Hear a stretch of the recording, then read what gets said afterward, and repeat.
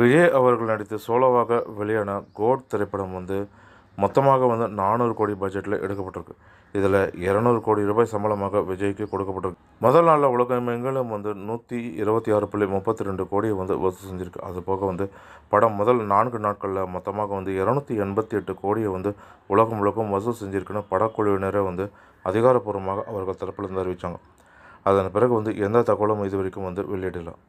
படத்தில் நடிகர் மோகன் தான் வில்லன் அப்படின்னாலுமே விஜய் தான் மெயின் வில்லன் அப்படின்றது படத்தை பார்த்த அனைவருக்குமே தெரியும். இதனால் விஜய் ரசிகர்கள் மிகவும் குஷியாக இருக்காங்க. வில்லன் கதாபாத்திரத்தில் நடித்திருக்கிறதை பார்க்குறதுக்கு மிகவும் அருமையாக இருக்குது, ரசிக்கும்படியாக இருக்கணும்னு விஜய் ரசிகர்கள் கொண்டாடிட்டும் வராங்க.